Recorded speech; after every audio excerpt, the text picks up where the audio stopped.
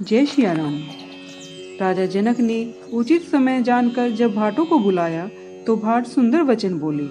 हे राजा लोगों, सुनो, जनक जी का प्रण हम ऊंची भुजा उठाकर कहते हैं। राजाओं की भुजाओं के बल रूपी चंद्रमा को शिव जी का धनुष राहु है। ये भारी और कठोर है, सो सबको मालूम है। बड़े भारी योद्धा रावण और बाणासुर भी इस धनुष को देखकर चुपचाप लौट गए। उसी कठोर शिव धनुष को इस राजसभा में आज जो तोड़ेगा, उसे ही तीनों लोकों की विजय समेत सीता जी को बिना विचारे ही हट से वरेगी। प्रण को सुनकर सब राजा लोग ललचा उठे। जो अभिमानी राजा थे वे क्रोधित हुए, कमर बांध घबरा कर उठे और अपने अपने इष्ट देवों को सिर निवाकर चल पड़े।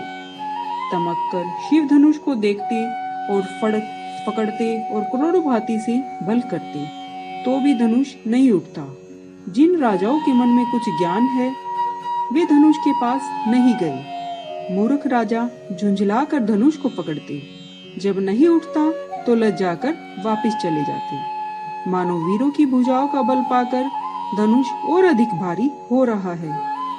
10 राजा ने एक बार में ही धनुष उठाने की कोशिश की, लेकिन वह टला भी नहीं। शिव जी का वह धनुष कैसे नहीं डिगता, जैसे कामी पुरुष के वचन से पतिव्रता स्त्री का मन नहीं डिगता। सब राजा हंसी के योग्य हो गए, जैसे बिना वैराग्य के सन्यासी हंसने के योग्य हो जाता है। वे उस धनुष के हाथों यश, विजय और शीलवीरता को हार कर चले गए। राजा लोग हृदय में हार मानकर कांतिहीन हो गए और अपने अपने समाज में जा बैठे। उन राजाओं को असफल देखकर जनक जी घबराए और ऐसे वचन बोलो मानो क्रोध से भरे हो। मैंने जो प्रण किया है उसे सुनकर द्वीप द्वीप के अनेकों राजा आए हैं। देवता और दानव भी मनुष्य रूप शरीर धारण करके आए हैं और बहुत से रणधीर वीर भी आए हैं।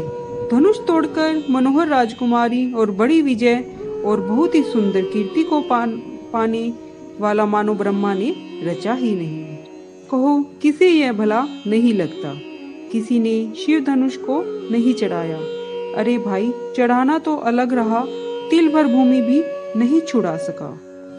अब कोई अपने आप को योद्धा मानकर क्रोध न करे। मैंने जान लिया है कि पृथ्वी वीरों से खाली हो गई है। अब आशा छोड़कर अपने अपने घर जाओ।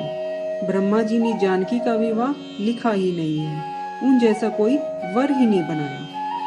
जो मैं अपना प्रण भंग कर दूं तो पुण्य क्षीण हो जाऊंगा और कन्या कुंवारी ही रहे। अब क्या करूं?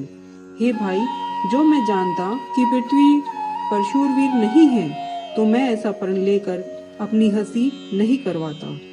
जनक जी के वचन सुनकर सब नर नारी सीता जी को देखकर दुखी हो गई। लक्ष्मण जी को क्रोध आ गया और भौहें टेढ़ी हो गई। उनके होठ फड़फड़ाने लगे, आंखें क्रोध से लाल हो गई। जय श्री राम।